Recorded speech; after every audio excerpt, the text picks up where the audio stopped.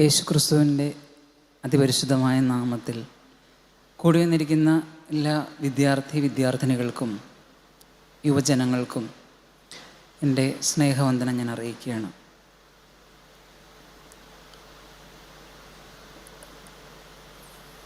നിങ്ങൾ മനസ്സിലാക്കിയിരിക്കേണ്ട, ജീവിതത്തിൽ പിന്തുടരേണ്ട, നിർബന്ധമായും പാലിക്കപ്പെടേണ്ട കുറച്ച് കാര്യങ്ങൾ. ഇതൊരു പൂർണ്ണമായ ഒരവതരണമാണ് എന്നൊന്നും പറയുന്നില്ല. നിങ്ങളെങ്കിലും നിങ്ങൾ അറിഞ്ഞിരിക്കേണ്ട കുറച്ച് കാര്യങ്ങൾ ചുരുങ്ങിയ സമയത്തിനുള്ളിൽ ക്രമീകരിച്ച് നിങ്ങൾക്ക് ഓർത്തിരിക്കാൻ പാകത്തിന് നിങ്ങളുടെ മുൻപിൽ അവതരിപ്പിക്കുന്നു എന്ന് മാത്രം. നമ്മുടെ ഭവനം കൂടുമ്പോൾ ഇമ്പം എന്നാണ് കുടുംബം എന്ന വാക്കിൻ്റെ അർത്ഥം. നിങ്ങളൊന്ന് ചിന്തിച്ച് നോക്കിക്കേ. പക്ഷേ ഇമ്പമുള്ള കാര്യങ്ങൾ മാത്രമാണോ നാം വീട്ടിൽ ഉണ്ടാവുക? നമ്മുടെ വീട്ടിൽ നമുക്ക് സന്തോഷം ലഭിക്കുന്ന കാര്യങ്ങൾ മാത്രമാണോ ഉണ്ടാവുക? അല്ല. സന്തോഷം ഇല്ലാത്ത കാര്യങ്ങൾ, ദുഃഖം വരുത്തുന്ന കാര്യങ്ങൾ, ഒച്ച ഉയർത്തി സംസാരിക്കേണ്ടതായ കാര്യങ്ങൾ, അങ്ങനെയെല്ലാം ഒരു സമ്മിശ്രണ രൂപമാണ് നമ്മുടെ ഭവനങ്ങളെല്ലാം. അർത്ഥം കൂടുമ്പോൾ ഇമ്പമാണ്, പക്ഷേ നടത്തപ്പെടുന്ന രീതി അത്ര സുഖകരമുള്ളതല്ല. അപ്പോൾ ഇമ്പമുള്ളതാവാൻ എന്താണ് നാം ചെയ്യേണ്ടത്? അതിന് നമ്മുടെ ഭാഗത്തു നിന്ന് തീർച്ചയായും കുറച്ച് ത്യാഗങ്ങൾ വേണം. തീർച്ചയായിട്ടും. ഇപ്പം ഈ പ്രായത്തിൽ എന്ത് ത്യാഗം ചെയ്യാനാ സാറേ എന്ന് ചോദിക്കണ്ട. ഏതൊരു കുഞ്ഞിൻ്റെ ഭാഗത്തു നിന്നും കുറച്ച് ത്യാഗങ്ങൾ, കുറച്ച് വിട്ടുകൊടുക്കലുകൾ, തർക്കിച്ച് വരുമ്പോൾ വിട്ടുകൊടുക്കുന്ന മനോഭാവം, അതിനെ പോസിറ്റീവായിട്ട് നമ്മൾ പറയുകയാണെങ്കിൽ തോറ്റ് ജയിക്കുക എന്ന് പറയും. തോറ്റ് ജയിക്കുക. നല്ല ഉച്ചത്തിൽ ചിലപ്പോൾ വർത്തമാനം പറഞ്ഞ് സംസാര കൂടുതലുകളുണ്ട്.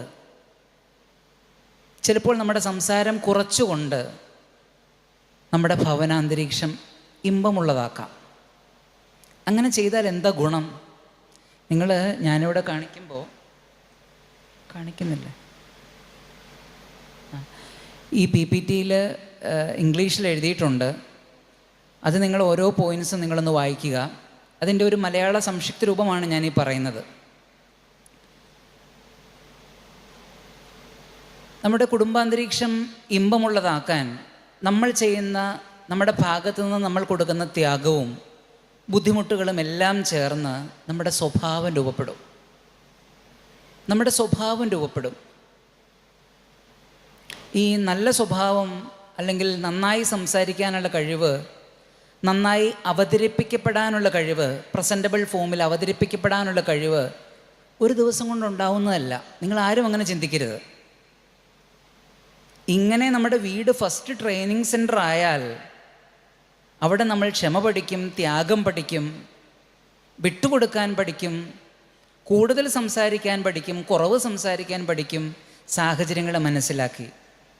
ഇതെല്ലാം കൂടെ ചേർന്നാണ് ഭാവിയിൽ നമ്മുടെ സ്വഭാവം രൂപീകൃതമാവുക.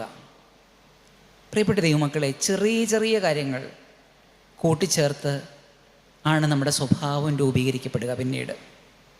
അപ്പോൾ ഇതിനെ ഒന്നും നിസ്സാരമായി നിങ്ങൾ കാണരുത്.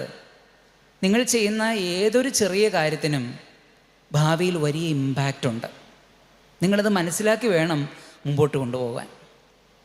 പിന്നെ ഈ ഉത്തരവാദിത്തങ്ങൾ എന്ന് പറയുന്നത് നമ്മളേവരും ഏറ്റെടുക്കേണ്ട സംഗതിയാണ്. നിങ്ങൾ എപ്പോഴെങ്കിലും ചിന്തിച്ചിട്ടുണ്ടോ? ഒരുപാട് ഉത്തരവാദിത്തമുള്ള ഒരു വ്യക്തിയോടൊരു കാര്യം ആവശ്യപ്പെട്ടാൽ വളരെ പെട്ടെന്ന് അത് സാധിച്ചു കിട്ടും. നല്ല ഉത്തരവാദിത്വവും നല്ല തിരക്കുമുള്ള ഒരു വ്യക്തിയോട് ഇന്ന ഒരു കാര്യം ഇന്ന സമയത്തൊന്ന് ചെയ്തു തരാമോ എന്ന് ചോദിച്ചാൽ വളരെ പെട്ടെന്ന് അദ്ദേഹം ചെയ്തു തരും, ആ സമയത്ത് തന്നെ. പക്ഷേ പ്രത്യേകിച്ച് ഉത്തരവാദിത്വങ്ങളൊന്നുമില്ല, ആവശ്യത്തിന് സമയമുണ്ട് എന്ന് തോന്നിക്കുന്ന ഒരു വ്യക്തിയോടാണെങ്കിൽ ഉറപ്പായും അദ്ദേഹം നിങ്ങളോട് അയ്യോ അത് ശരിയായില്ല, എനിക്ക് കുറച്ചുകൂടെ സമയം തരണമേ എന്ന് അദ്ദേഹം നിങ്ങളോട് ആവശ്യപ്പെടും. ഈ ഉത്തരവാദിത്തങ്ങൾ എപ്പോഴും നാം ഏറ്റെടുക്കണം. കാരണം അത് ടൈം ബൗണ്ടഡായി നമ്മുടെ ജീവിതം നമ്മൾ ചെയ്യേണ്ടതായിട്ടുള്ള കാര്യങ്ങൾ അത് ടൈമിനനുസരിച്ച് ക്രമീകരിക്കുവാൻ കൊച്ചു നാൾ മുതലേ നമ്മുടെ ഉത്തരവാദിത്തങ്ങൾ ഏറ്റെടുക്കുന്നത് നല്ലതാണ്.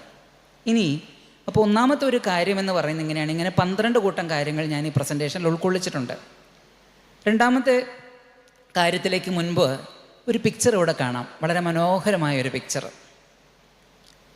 ഈ പിക്ചറിൽ ഒരു കുട്ടി ആ കുട്ടിയുടെ ബെഡ്റൂം വൃത്തിയാക്കുക. അതൊരു ദിവസം ചെയ്താൽ പോരാ. നിങ്ങൾക്ക് ഏവർക്കും ഒരു ഉത്തരവാദിത്വം ഉണ്ട്, നിങ്ങൾ കിടക്കുന്ന ബെഡ്റൂം വൃത്തിയാക്കുക എന്നുള്ളത്. അത് നിങ്ങൾ ഏവരും നിർബന്ധമായും ചെയ്യേണ്ട കാര്യമാണ്. ബെഡ്ഷീറ്റ് ചുളിവുകളില്ലാതെ വൃത്തിയായി മടക്കി വയ്ക്കുക, ചുളിവുകളില്ലാതെ. ഈ കർട്ടനൊക്കെ എന്ന് പറഞ്ഞു കഴിഞ്ഞാൽ കർട്ടൻ ഇട്ടേണ്ട സാഹചര്യമാണെങ്കിൽ 2 വർഷത്തേക്ക് അങ്ങ് വയ്ക്കും, തിരിച്ചു വയ്ക്കും. ചിലപ്പോൾ കാണാൻ വേണ്ടി കെട്ടിയൊക്കെ വയ്ക്കും, പരസ്പരം ചുമ്മാ നടുക്ക് വിടുന്ന് കെട്ടി വയ്ക്കുക. ചില ബെഡ്റൂമിലൊക്കെ പോയാൽ നമുക്ക് അങ്ങനെ കാണാനായിട്ട് സാധിക്കും. ഒരിക്കലും അങ്ങനെ ഒന്നും നമ്മുടെ റൂം അലങ്കോലപ്പെട്ട് കിടക്കാനിട വരുത്തരുത്. നമ്മുടെ റൂമിലുള്ള മേശ അത് വളരെ വൃത്തിയായി ക്രമീകൃതമായി അടുക്കി വയ്ക്കണം. നമ്മുടെ റൂമിൽ നാം ഉപയോഗിക്കുന്ന ടോയ്ലറ്റ് അത് കഴുകി, അത് ഇപ്പോൾ ചിലപ്പോൾ നിങ്ങളുടെ സഹോദരങ്ങൾ 2 പേർ കൂടിയാണ് ഒരു റൂമുള്ളതെങ്കിൽ തീർച്ചയായിട്ടും ഒരു ദിവസം ഒരു വ്യക്തി ഒരാൾ കഴുകിയാൽ അടുത്ത ദിവസം അടുത്തയാൾ കഴുകണം. അത് ടേൺ വെച്ച് ചെയ്തു കൊടുക്കണം. ചെറിയ ഉത്തരവാദിത്വം അത്. പിന്നീട് നിങ്ങൾക്ക് തന്നെ ഒരു സാഹചര്യത്തെ ഫേസ് ചെയ്യേണ്ടി വരുമ്പോൾ നിങ്ങൾക്ക് തന്നെ ഇത് നന്നായി ചെയ്യാനായിട്ട് സാധിക്കുമെന്നൊരു കോൺഫിഡൻസ് നിങ്ങൾക്ക് കിട്ടും. ഉറപ്പാണത്. അപ്പോൾ നാം ചെയ്യേണ്ടതായിട്ടുള്ള ഉത്തരവാദിത്തങ്ങളുണ്ട് നമ്മുടെ വീട്ടിൽ. ചെറിയ ഉത്തരവാദിത്തങ്ങൾ ഏറ്റെടുക്കുക. നമ്മുടെ ബെഡ്റൂം ക്ലീൻ ചെയ്യുക, ബെഡ്ഷീറ്റ് നന്നായി വിരിക്കുക, നാം ഉപയോഗിക്കുന്ന ബാത്റൂം ടവല് എല്ലാ ദിവസവും പറ്റുമെങ്കിൽ കഴുകി ഉണക്കി അത് വൃത്തിയായിട്ട് വിരിച്ചിടുക, ബാത്റൂം എല്ലാ ദിവസവും കഴുകുക. ഒരു തലമുടി നാര് പോലും ബെഡ്റൂമിൻ്റെ ഫ്ലോറിൽ ആവശ്യമില്ലാതെ കിടക്കാൻ ഇടവരാതെ വണ്ണം അത് വൃത്തിയായി ഓർഗനൈസ്ഡായിട്ട് വെക്കുക. ഒരു ചെയർ ഉണ്ടെങ്കിൽ അങ്ങോട്ടും ഇങ്ങോട്ടും നോക്കി കിടക്കാൻ ഇടവരുത്തരുത് ആ ചെയർ എപ്പോഴും കിടക്കേണ്ടതായ പൊസിഷനിൽ കിടക്കുക. മേശപ്പുറത്ത് അടുക്കി വെക്കേണ്ടതായിട്ടുള്ള കാര്യങ്ങൾ മാത്രം ചെയ്യുക. ഇതെല്ലാം ഒരു ദിവസത്തേക്കല്ല, നമ്മുടെ ലൈഫ് ലോങ് നമ്മൾ പിന്തുടരേണ്ട കാര്യങ്ങളാണ്. ഇവിടെ എഴുതിയിട്ടുണ്ട് അതെല്ലാം വിശദമായിട്ട്. Responsibilities and cleanliness. വേണമെങ്കിൽ അഡീഷണലായിട്ട് ഒരു ചെറിയ കാര്യം ഞാൻ നിങ്ങളോട് പറയാം.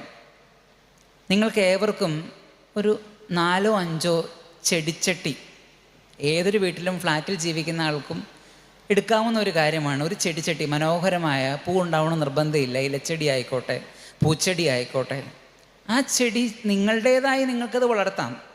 അതൊരു പങ്ക്ച്വലായി റുട്ടീനായി അതിന് വെള്ളമൊഴിക്കുന്നു, വളമിടുന്നു. അകത്ത് വയ്ക്കുന്ന പ്ലാന്റ് ആണെങ്കിൽ അത് ഒരാഴ്ച കൂടുമ്പോൾ പുറത്തിറക്കുന്നു, 2 ദിവസം അവിടെ വയ്ക്കുന്നു. അത് ഇല വാടുന്നുണ്ടോ നിങ്ങൾ നോക്കുന്നു. നിങ്ങൾക്കതിനെ കൊണ്ടുകൊടുക്കാം. ഇതെല്ലാം ഭാവിയിലേക്ക് നിങ്ങൾ ചെയ്യേണ്ടതായിട്ടുള്ള കാര്യങ്ങൾക്ക് ഒരു ബൂസ്റ്റാണ്. കാര്യങ്ങൾ ചിട്ടയായും ക്രമമായും കാര്യക്ഷമബദ്ധമായും നടത്തപ്പെടാൻ നിങ്ങൾക്ക് നിങ്ങളുടെ ജീവിതത്തിൽ കഴിവുകൾ കിട്ടും. ഒരിക്കലും നിസ്സാരമായി ഇപ്പോൾ ഒരു ചെടി വളർത്തിയതുകൊണ്ട് എനിക്ക് എന്ത് കഴിവ് കിട്ടാനാണ് തോന്നിക്കുക. നിങ്ങളുടെ പ്രായത്തിൽ അതിന് വിലയുണ്ട്. പ്രിയപ്പെട്ടവരെ, നിങ്ങളുടെ റൂമാണ് നിങ്ങൾക്ക് ആദ്യം മാനേജ് ചെയ്യേണ്ട. ഏറ്റവും അവസാനത്തെ യെല്ലോയിൽ എഴുതിയിരിക്കുന്ന അങ്ങനെ നിങ്ങളുടെ റൂം നിങ്ങൾ മാനേജ് ചെയ്യേണ്ട ഏറ്റവും ആദ്യത്തെ ലോകമാണത്. അത് മാനേജ് ചെയ്ത് പഠിക്കുക. അതിനുശേഷം നമ്മുടെ വീടിൻ്റെ മൊത്തം ഭവനമാകാം, നമ്മുടെ ജോലി കിട്ടുമ്പോൾ അങ്ങോട്ടാകാം, എല്ലാം മാനേജ് ചെയ്യാൻ നിങ്ങൾ പഠിക്കും. അതുകൊണ്ട് ചെറിയ ഉത്തരവാദിത്തങ്ങൾ ഏറ്റെടുക്കുക. Cleanliness, personal hygiene. ഞാൻ കണ്ടിട്ടുണ്ട് നല്ല ക്ഷീണത്തോടെ വന്ന് അതേപോലെ തന്നെ അങ്ങ് കിടക്കുന്ന കുട്ടികളെ കണ്ടിട്ടുണ്ട്. പകൽ സമയത്ത് മുഴുവൻ ദേഹത്ത് വിയർപ്പുണ്ടാവും, ചെളിയുണ്ടാവും, പൊടിയുണ്ടാവും. വൈകുന്നേരം ഫാനിൻ്റെ കീഴിലിരിക്കുമ്പോൾ അതെല്ലാം ഉണങ്ങിപ്പോവും. പക്ഷേ അതൊന്നും അല്പം പോലും ഒന്നും ക്ലീൻ ചെയ്യാതെ, വൃത്തിയാവാതെ, മുഖത്ത് അല്പം പോലും വെള്ളം ഒഴിക്കാതെ, ദേഹം ശുദ്ധീകരിക്കാതെ അങ്ങ് കിടന്നുറങ്ങുകയാണ്. ഒരിക്കലും അങ്ങനെയൊന്നും വരരുത്. പേഴ്സണൽ ഹൈജീൻ വളരെ ഇമ്പോർട്ടൻ്റാണ്. ഈ പടവും വളരെ രസകരമാണ്. ഇവിടെ ഒന്നാമത്തെ പിക്ചറിൽ ഒന്നിച്ച് പ്രാർത്ഥിക്കുന്ന ഒരു കുടുംബം, ഒന്നിച്ച് ഈ കുടുംബം പ്രാർത്ഥിക്കുക. രണ്ടാമത്തെ പടത്തിൽ ഒന്നിച്ച് ഈ കുടുംബത്തിലെ ജോലികൾ ചെയ്യുക. എന്ത് രസമാണ്! അവിടെ ആൺകുട്ടിയെന്നോ പെൺകുട്ടിയെന്നോ വ്യത്യാസമുണ്ടോ? ഇല്ല. ആൺകുട്ടിയാണ് അവിടെ മേശ തുടയ്ക്കുന്നത്, ആൺകുട്ടിയെ മേശ തുടയ്ക്കുന്നത്. അവിടെ അച്ഛൻ പ്രാർത്ഥിക്കുമ്പോൾ, അപ്പൻ പ്രാർത്ഥിക്കുമ്പോൾ വേറൊരു സ്ഥലത്തേക്ക് നോക്കി നിൽക്കുകയല്ല, അപ്പനും ആ പ്രാർത്ഥനയിൽ പങ്കുചേരുന്നുണ്ട്. അപ്പൻ പ്രാർത്ഥിക്കാതെ വേറെ സ്ഥലത്ത് മാറി നിൽക്കുകയാണ് ഡൈനിങ് സമയത്ത് എങ്കിൽ ഒന്നിച്ച് ഭക്ഷണം കഴിക്കുന്ന ഒരവസ്ഥ നിങ്ങൾ പറഞ്ഞ് നിങ്ങളുടെ വീട്ടിൽ സംജാതമാക്കണം, ഉറപ്പായും. അതല്ലാതെ ആദ്യം അപ്പൻ കഴിച്ചു, ചിലപ്പോൾ അതിൻ്റെ കൂടെ മോനും വന്നിരിക്കും, കുറച്ച് നേരം കഴിഞ്ഞ് മോള് വരും, അങ്ങനെ പല സമയത്ത് ഡൈനിങ് എക്സ്പീരിയൻസ് പാടില്ല. ഒരേ സമയം ഒന്നിച്ച് ഭക്ഷണം കഴിക്കുന്ന ഒരവസ്ഥ നിങ്ങളുടെ ഭവനത്തിലുണ്ടാകണം. ഏറ്റവും സാധിക്കുമെങ്കിൽ നിർബന്ധമായി അത് വീട്ടിൽ ചെയ്യേണ്ട കാര്യമാണ്. ഭക്ഷണത്തിന് മുൻപ് പ്രാർത്ഥിക്കുന്ന ഒരു ശീലം, അത് പിന്നീട് വളർന്നു വരുമ്പോൾ വലിയ ദേവദാസന്മാരുടെയൊക്കെ അടുക്ക് ചെല്ലുമ്പോൾ അവരൊക്കെ അങ്ങനെ കഴിക്കൂ. അവരുടെ കൂടെ ഇരിക്കുമ്പോൾ അവർ കാണാൻ, അല്ലെങ്കിൽ ചെന്ന ഭവനത്തിലുള്ളവർ കാണാൻ അങ്ങനെ ആയി മാറരുത്. കിട്ടിയ ഭക്ഷണത്തിന്, കിട്ടിയ സാഹചര്യങ്ങൾക്ക് നാം നന്ദി പറയണം. നാം പ്രാർത്ഥിച്ച് ഭക്ഷണം കഴിക്കുന്ന ഒരു ശീലം നമ്മളിലുണ്ടാകണം. പേരൻസ് നിങ്ങളോട് സഹായം ആവശ്യപ്പെട്ടേക്കാം. ഒരു കറിക്കരിഞ്ഞതാ, അല്ലെങ്കിൽ ഈ അടുക്കളയുടെ കൗണ്ടർ ടോപ്പ് ഒന്ന് തുടച്ചിട്ടേ, പാല് തുളുമ്പിപ്പോയി ഒന്ന് തുടച്ചിട്ടേ, ആവശ്യപ്പെടാം. ആവശ്യപ്പെട്ടില്ലെങ്കിലും അത് ചെയ്യണം. അതൊരിക്കലും ഒരു ബാധ്യതയായിട്ട് എടുക്കരുത്. എൻ്റെ അമ്മയ്ക്ക് അസുഖം ഉള്ളതുകൊണ്ട് എനിക്കിത് ചെയ്യേണ്ടി വരുന്നു. അത് ബാധ്യതയല്ല, അത് പാർട്ട്ണർഷിപ്പാണ്. അത് ഒന്നിച്ച് ബന്ധമായി പോകേണ്ടതാണ്. പങ്കാളിത്തത്തോടെ വേണം കാര്യങ്ങൾ ചെയ്യാനായിട്ട്. സോ ഏത് കാര്യത്തിന് മുൻപും പ്രാർത്ഥിക്കുക. 2 കാര്യം ഞാൻ പറഞ്ഞു. ഒന്ന്, പേഴ്സണൽ ഹൈജീൻ, ക്ലെൻലിനെസ്, റെസ്പോൺസിബിലിറ്റീസ്. നിങ്ങളുടെ റൂം, നിങ്ങളുടെ ബാത്റൂം വൃത്തിയാക്കുന്ന കാര്യം. 2, ഭക്ഷണം കഴിക്കുന്നതിന് മുൻപ്, അല്ല ഏത് കാര്യങ്ങൾക്ക് മുൻപും പ്രാർത്ഥിക്കുന്ന ഒരു ശീലം വളർത്തിയെടുക്കുക. മാതാപിതാക്കളെ സഹായിക്കുന്നത് ഒരു ബാധ്യതയല്ല, അവരാവശ്യപ്പെട്ടും ആവശ്യപ്പെടാതെയും സഹായിക്കുന്നത് നിങ്ങളുടെ പങ്കാളിത്തമാണ്. അതൊന്നിച്ചുള്ള മുൻപോട്ട് പോക്കിൽ വളരെയധികം സഹായം ചെയ്യും. അടുത്ത കാര്യം, എല്ലാ ദിവസവും നിങ്ങൾക്ക് നിർബന്ധമായും ഒരു ബൈബിൾ റീഡിങ്, പ്രയർ, ഇത് വേണം, നിർബന്ധമാണ്. ഏറ്റവും അവസാനം എഴുതിയിരിക്കുന്ന ആ കാര്യം മാത്രം ഞാൻ പറയാം. നമ്മൾ നമ്മുടെ ശരീരത്തെ, അതിൻ്റെ വിശപ്പകറ്റാൻ നാം ഭക്ഷണം കഴിക്കുന്നത് പോലെ നമ്മുടെ ആത്മാവിൻ്റെ വിശപ്പകറ്റാനും നാം നിർബന്ധമായും ഭക്ഷണം കഴിക്കണം. വായുകൊണ്ടല്ല ഭക്ഷണം. അങ്ങനെ ചെയ്തില്ല എങ്കിൽ എന്ത് സംഭവിക്കും? അവിടെ എന്തെങ്കിലും വന്ന് നിറയും. നാം ദൈവവചനത്തോട് ബന്ധപ്പെട്ട് നിന്നില്ല എങ്കിൽ, വചനം വായിക്കുന്നതിൽ അമാന്തം കാണിച്ചാൽ, നിർബന്ധമായി നമ്മുടെ ആത്മാവിൽ വേറെ എന്തെങ്കിലും ഒന്ന് നിറയും. അത് നിറഞ്ഞതിന് ശേഷം എടുത്തു കളഞ്ഞുകൊണ്ടല്ല കാര്യം. എടുത്ത് കളയാനും ബുദ്ധിമുട്ടാണ്. അത് നിറയാതിരിക്കാൻ നാം ഈ ലോകത്തിൽ, നാം നമ്മുടെ ഭവനത്തിലായിരിക്കുമ്പോൾ നിർബന്ധമായും എല്ലാ ദിവസവും ബൈബിൾ വായിക്കണം. പല പിള്ളേരോടും ചോദിക്കുമ്പോൾ ബൈബിൾ വായനയും പ്രാർത്ഥനയും ഒന്നായിട്ടാണ് അവരെടുക്കുന്നത്. ബൈബിളും വായിക്കും, പ്രാർത്ഥിക്കുകയും ചെയ്യും, മൊത്തം ഒരു 5 മിനിറ്റ് സമയം. അങ്ങനെയല്ല, ബൈബിൾ വായിക്കുന്നതും പ്രാർത്ഥിക്കുന്നതും രണ്ടാ. ഒന്നിച്ച് ചെയ്യാം. ബൈബിള് സങ്കീർത്തനം മാത്രം വായിച്ചാൽ പോരാ. നിങ്ങൾ പുതിയ നിയമത്തിയിട്ട് ചെല്ലണം, പഴയ നിയമത്തിയിട്ട് ചെല്ലണം. ഒരു കഥ പോലെ ആസ്വദിച്ച് വായിക്കാം പഴയ നിയമഭാഗങ്ങൾ. പുതിയ നിയമത്തിയിട്ട് ചെല്ലണം. നിങ്ങളുടെ ജീവിതത്തിലേക്ക് പകർത്താനുള്ള ഉദ്ദേശങ്ങൾ കിട്ടും. സദൃശവാക്യങ്ങൾ 31 അധ്യായമുണ്ട്. ഒരു മാസത്തിൻ്റെ ഓരോ ദിവസവും വെച്ച് വായിക്കാനാണ് ഞാൻ ക്രമീകരിച്ചിരിക്കുന്നത്. അതെല്ലാ ദിവസവും നിങ്ങൾ വായിക്കണം, നിർബന്ധമായും. അതിനൊരു 10 മിനിറ്റ് സമയം കൊടുക്കാം. പ്രാർത്ഥിക്കുന്നതിനും കൊടുക്കാം നിങ്ങൾക്ക് സമയം. ഒരു 20 മിനിറ്റ്, ഒരു അരമണിക്കൂർ നമുക്ക് മാറ്റിവെച്ചുകൂടെ? ഈ ഒരു ശീലം നിങ്ങൾ നിർബന്ധമായി നിങ്ങളുടെ ജീവിതത്തിലേക്ക് അത് ഏറ്റെടുക്കണം. ഇനി മുതൽ നിങ്ങൾ വളരെ ശ്രദ്ധ വെച്ച് കൊടുക്കണം. 5-ാമത്തെ കാര്യം ഞാൻ എഴുതിയിരിക്കുന്നത് ഡ്രഗിനെ പറ്റിയാണ്. നമ്മളറിയാതെ തന്നെ നമ്മുടെ സമൂഹത്തിൽ, നാം ആയിരിക്കുന്ന സമൂഹത്തിൽ, ഇപ്പോൾ ഇവിടെ ഈ വാക്കുകൾ കേൾക്കുന്ന 90% കുട്ടികൾക്കും ഇത് ചിലപ്പോൾ അവരുടെ ജീവിതത്തിൽ അറിഞ്ഞിട്ടോ പേര് പറയുകയോ ഇതെങ്ങനെ ഇരിക്കുമെന്നോ ഒന്നും അറിയാൻ പാടില്ലാത്ത കുട്ടികളുണ്ട്. പക്ഷെ ഒരു 10% പേരെങ്കിലും ഇത് കേൾക്കുന്നെങ്കിൽ, അല്ല ഈ ബാക്കി 90% പേര് അറിയാത്തവരും ഭാവിയിൽ ഇതിൻ്റെ എന്തെങ്കിലും ദൂഷ്യഫലങ്ങളിലേക്ക് പോകാതിരിക്കാൻ നിർബന്ധമായും ഇത് കേൾക്കുക. പ്രലോഭനം നമ്മുടെ ജീവിതത്തിൽ വരും. എങ്ങനെയാണ് ഒരു കുട്ടി തെറ്റിലേക്ക് പോകുന്നത്? പ്രലോഭനങ്ങളാല. പ്രലോഭനം എവിടെ നിന്നാണ് ഉണ്ടാവുക? നമ്മളോട് ഏറ്റവും അടുത്ത് നിൽക്കുന്ന ഒരു പിയർ ഗ്രൂപ്പുണ്ട്. ഒരുപക്ഷേ ഇന്ന് അനുഭവങ്ങളുടെ വെളിച്ചത്തിൽ എനിക്ക് പറയാനായിട്ട് സാധിക്കും, ഒരു കുട്ടിയുടെ സ്വഭാവത്തെ നിയന്ത്രിക്കുന്നത് അവൻ്റെ കൂട്ടുകാരാണ്, അവനല്ല. അവൻ്റെ നിയന്ത്രണം നഷ്ടപ്പെട്ടു. ഒരു കുഞ്ഞു കുട്ടിയെ നിയന്ത്രിക്കുന്നത് അവനോട് ഏറ്റവും അടുത്ത് നിൽക്കുന്ന അവൻ്റെ കൂട്ടുകാരാണ്. ആ കൂട്ടുകാരിടുന്ന വസ്ത്രം പിറ്റേ ദിവസം ഇട്ടില്ലെങ്കിലും ഒരാഴ്ച കഴിയുമ്പോൾ അതേപോലത്തെ വസ്ത്രം കുഞ്ഞിനുണ്ടാവും. കൂട്ടുകാർ ഒരു പ്രത്യേക സ്റ്റൈൽ നോട്ട്ബുക്ക് മേടിച്ചാൽ ഒരാഴ്ച കഴിയുമ്പോൾ, പിറ്റേ ദിവസം മേടിച്ചാൽ അനുകരിച്ചു എന്ന് പറയും, ഒരാഴ്ച കഴിയുമ്പോൾ അധികം താമസിയാതെ അവൻ്റെ ബാഗിലും അത് തിരികെ കയറും.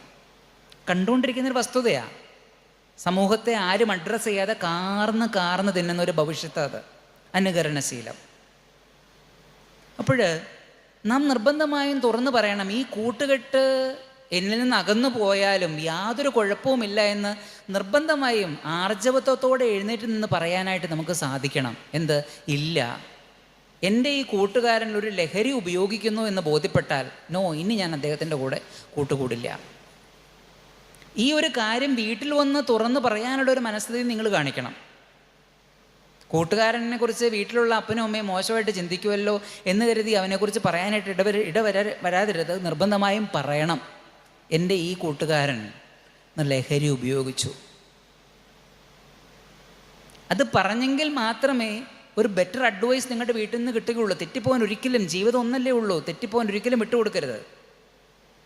സാധ്യമാണ്, എന്തെങ്കിലും ഒരു കാരണത്തിൽ നമ്മൾ അകപ്പെട്ടു പോയാൽ തിരിച്ചു വരവ് സാധ്യമാണ്. പക്ഷേ അതിനകത്തേക്ക് പോകാതിരിക്കുന്നതല്ലേ നല്ലത്. മാതാപിതാക്കൾ നമ്മെ നിയന്ത്രിക്കും, നല്ലതാ. പക്ഷെ ഒരു വസ്തു നിന്നെ നിയന്ത്രിക്കാൻ വന്നാൽ നല്ലതല്ല. ഫോൺ നല്ലതാ, പക്ഷെ ആ ഫോൺ നിന്നെ നിയന്ത്രിക്കാൻ തുടങ്ങിയാലോ ആ ഫോൺ കൊള്ളുകയില്ല.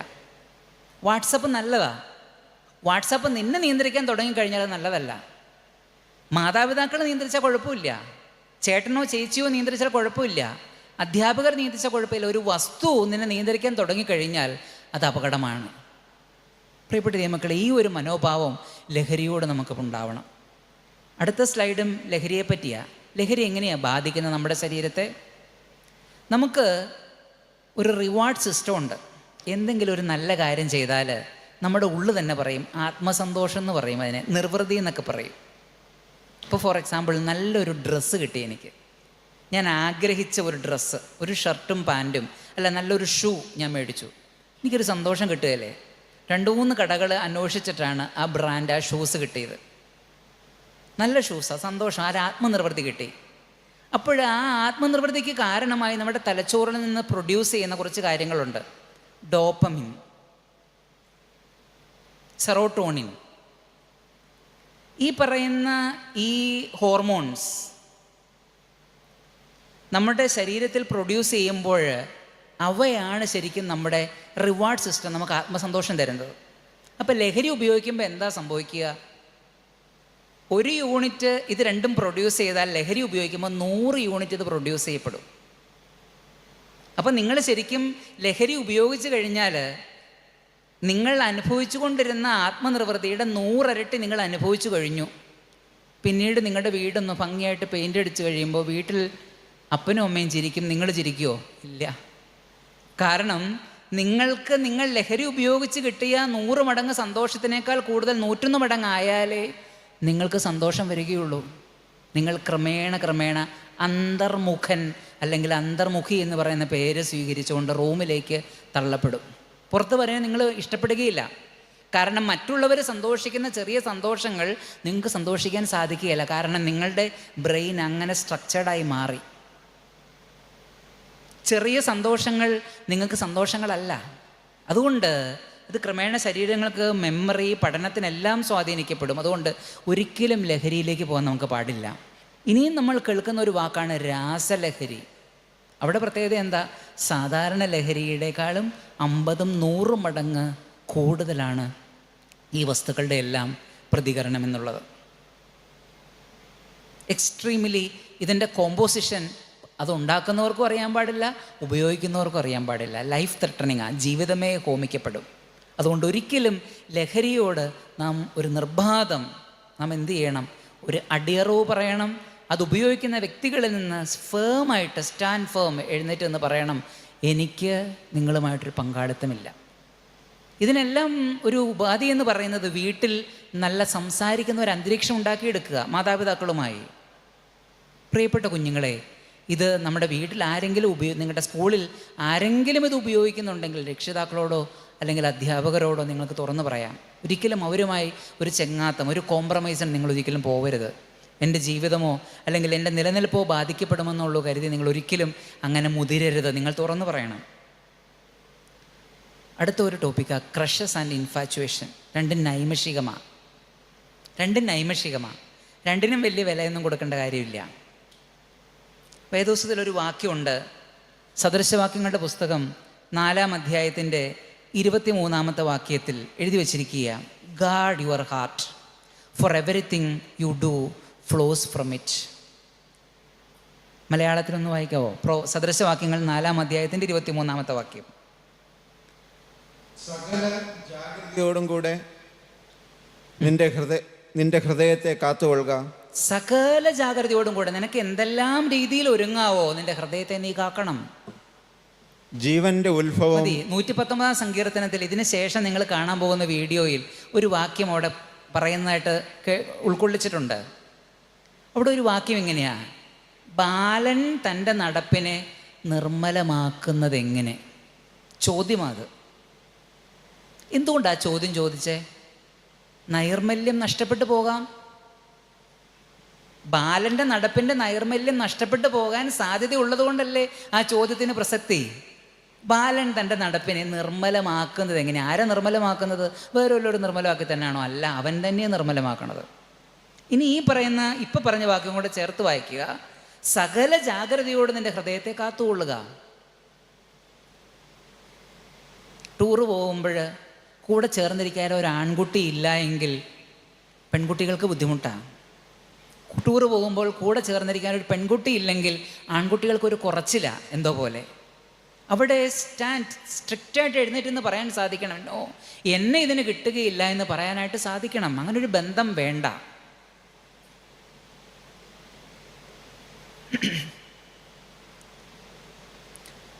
അടുത്ത സ്ലൈഡ്, നമ്മുടെ വസ്ത്രധാരണം. വസ്ത്രം എന്തിനാ? നാണം മറയ്ക്കാൻ. മറയ്ക്കപ്പെടേണ്ട ഭാഗങ്ങൾ മറയ്ക്കാനാണ് വസ്ത്രം. അപ്പോൾ മറയ്ക്കപ്പെടേണ്ട ഭാഗങ്ങൾ മറച്ചില്ലെങ്കിലോ? വസ്ത്രത്തിൻ്റെ ഉദ്ദേശം ആ ഇട്ടിരിക്കുന്ന വ്യക്തിക്ക് അറിഞ്ഞുകൂടാ, അത്രേ ഉള്ളൂ. മറയ്ക്കപ്പെടേണ്ട ഭാഗങ്ങൾ മറയ്ക്കാതെ വസ്ത്രം ധരിച്ചാൽ ആ വ്യക്തിയെപ്പറ്റി പബ്ലിക് എങ്ങനെയാണ് മനസ്സിലാക്കുന്നത്? വസ്ത്രധാരണത്തിൻ്റെ ഉദ്ദേശം ആ വ്യക്തിക്ക് അറിഞ്ഞുകൂടാ. ഇന്നത്തെ സമൂഹം എങ്ങനെയാണ്? എന്ത് ക്രെഡിറ്റായിട്ട് അത് എടുക്കുന്നതെന്നറിയാവോ? എന്തൊരു സന്തോഷമാണ് അല്പവസ്ത്രം ധരിച്ചുകൊണ്ട് മുൻപോട്ട് പോകുമ്പോൾ. വളരെ സന്തോഷം കിട്ടുന്ന, മനസ്സിന് തന്നെത്താനെ സന്തോഷിപ്പിച്ചുകൊണ്ട് പോകുന്ന ഒരു സമൂഹത്തിൻ്റെ മുൻപിലാണ് ജീവിക്കുന്നത്. ഫാഷനബിളായിട്ടുള്ള വസ്ത്രം ധരിക്കാം, നമുക്ക് കംഫർട്ടബിളായിട്ടുള്ള വസ്ത്രം ധരിക്കാം, പക്ഷേ വസ്ത്രധാരണത്തിൻ്റെ ഉദ്ദേശം മറന്നു പോകരുത്. ഒരു ആൺകുട്ടിയുടെ അല്ലെങ്കിൽ പെൺകുട്ടിയുടെ മുതിർന്നയാളുടെ വസ്ത്രധാരണത്തിൽ നിന്ന് അദ്ദേഹത്തിൻ്റെ സ്വഭാവം നമുക്ക് മനസ്സിലാക്കാൻ സാധിക്കും. നിങ്ങളൊരു ജോലി കൊടുക്കുന്ന ആളാണെങ്കിൽ ഇന്ന് നിങ്ങളുടെ ഇടയിൽ ജീവിക്കുന്ന പലരും ധരിക്കുന്ന വസ്ത്രം ധരിച്ചുകൊണ്ട് ഒരു വ്യക്തി ജോലി ആവശ്യപ്പെട്ട് വന്നാൽ നിങ്ങൾ ചിലപ്പോൾ കൊടുക്കുമോ? കൊടുക്കുകയില്ല. ആ വസ്ത്രം കണ്ടുകൊണ്ട് തന്നെ നിങ്ങൾ തള്ളിക്കളയും. ഹെയർ സ്റ്റൈൽ കണ്ടുകൊണ്ട് തന്നെ നിങ്ങൾ തള്ളിക്കളയും. എന്തുകൊണ്ട്? നിങ്ങൾക്കൊരു പിക്ചറുണ്ട്. പിന്നെ എന്തിന് നിങ്ങൾ തന്നെ അതിനകത്തേക്ക് ഇറങ്ങിപ്പോകുന്നു? അതാ ക്വസ്റ്റ്യൻ. വസ്ത്രധാരണത്തിന് ഉദ്ദേശമുണ്ട്. മറയ്ക്കപ്പെടേണ്ട ഭാഗങ്ങൾ, ശരീരഭാഗങ്ങൾ നിർബന്ധമായി മറയ്ക്കപ്പെടണം. അടുത്ത സ്ലൈഡിൽ എഴുതിയിട്ടുണ്ട്, നമ്മുടെ വസ്ത്രധാരണം കൊണ്ട് അന്യനിൽ ഒരു പ്രലോഭനം ഉണ്ടാക്കി കഴിഞ്ഞാൽ നിർബന്ധമായും അത് തെറ്റാ. വചനം അങ്ങനെ പറയുന്നത്. നിർബന്ധമായും തെറ്റാണ്. നാം പാപം ചെയ്യുകയാണ്. ഒരു പുരുഷൻ്റെ വസ്ത്രധാരണം കൊണ്ടൊരു സ്ത്രീയുടെ മനസ്സിൽ അരുതാത്ത വികാരങ്ങൾ ഉളവായാൽ ധരിച്ച ആൾ പാപിയാണെന്ന് അയാൾ പോലും തിരിച്ചറിയാതെ പാപിയായി മുമ്പോട്ട് പോകും. ചുമ്മാ ഉള്ള കളിയായിട്ട് നിങ്ങൾ എടുക്കരുത്. വസ്ത്രം ധരിക്കുന്നതിൻ്റെ ഉദ്ദേശം നാം മനസ്സിലാക്കണം നിർബന്ധമായും. അടുത്തത്, എന്തിനാ പഠിക്കുന്നേ? ഒരു ഉദ്ദേശം വേണം പഠിക്കാൻ. പഠനത്തിനൊരു ലക്ഷ്യം വേണം. ആ ലക്ഷ്യം ഫുൾഫിൽ ചെയ്യാനായിരിക്കണം. അല്ലാണ്ട് ചുമ്മാ എന്നെ കൊണ്ട് ചേർത്തു, ഞാൻ പഠിച്ചു. ഇപ്പം നിർണായകമായി +2 പഠിക്കുന്ന പലരോടും ചോദിക്കുക എന്താവാൻ ആഗ്രഹം. ഞാൻ ചോദിക്കാറുണ്ട്, എന്നാവാൻ ആഗ്രഹം? ഇതുവരെയും തീരുമാനിച്ചില്ല. ഉത്തരവാ. 10ാം ക്ലാസ് കഴിഞ്ഞു, സയൻസ് എടുക്കുമോ കൊമേഴ്സ് എടുക്കുമോ? തീരുമാനിച്ചില്ല. വീട്ടിലൊന്നും പറഞ്ഞില്ല ഇതുവരെ. നമുക്കൊരു പാഷൻ വേണം. അതിന് നമ്മൾ കണ്ണ് തുറന്ന് കിടക്കണം. നമ്മുടെ മുൻപിൽ ചില മോഡലായിട്ട് ചില വ്യക്തികൾ വേണം. ആ വ്യക്തികളെല്ലാം ഇന്ന കാര്യങ്ങളൊക്കെ പറയുമ്പോഴോ എനിക്കും അങ്ങനെ ആകണം എന്നുള്ള സ്വപ്നങ്ങളൊക്കെ കൊരുത്തിടണം. എങ്കിൽ മാത്രമേ ലക്ഷ്യങ്ങൾ ഉണ്ടാവുകയുള്ളൂ. ഒരു ലക്ഷ്യം വേണം പഠിക്കാനായിട്ട്. അതല്ലാതെ ചുമ്മാ അങ്ങ് പഠിക്കരുത്. സോഷ്യൽ മീഡിയയുടെ ഇൻഫ്ലുവൻസ്. എന്ത് കാര്യവും കാണുമ്പോഴും നമ്മളൊരു ചോദ്യം ചോദിക്കണം, ഇത് ശരിയോ? Is this true? യൂട്യൂബിൽ കാണാം, AI, ChatGPT, ജെമിനി, അങ്ങനെയുള്ള ധാരാളം കാര്യങ്ങളുണ്ട്. അതിനകത്ത് എന്ത് കിട്ടിയാലും ഈസ് ഇറ്റ് ട്രൂ? ഒരു ചോദ്യം ചോദിക്കണം, നമ്മോട് തന്നെ ചോദിക്കണം. രണ്ടാമത് ചോദിക്കുകയാണ്, ഈസ് ദിസ് വൈസ്? മൂന്നാമത് നാം ചോദിക്കണം, ലോകം ചോദിക്കില്ല, ഈസ് ദിസ് ഗോഡ്ലി? ഇത് ദൈവം ഇഷ്ടപ്പെടുന്നതാണോ? ഈ 3 ചോദ്യം ചോദിച്ച് ഈ 3 എസ് ഉത്തരം കിട്ടിയാൽ നിങ്ങൾക്ക് നിർബന്ധമായും അതിനെ പിന്തുടരാം. സാമാന്യ മര്യാദ.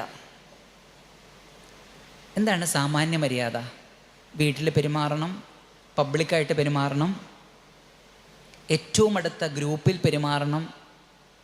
ഈ പെരുമാറ്റങ്ങളെല്ലാം ഒരേ ഒരു പോയിന്റിലാണ് ഊന്നി നിൽക്കുക, സ്നേഹം. സ്നേഹം. ഒരു എക്സാമ്പിൾ പറയാം.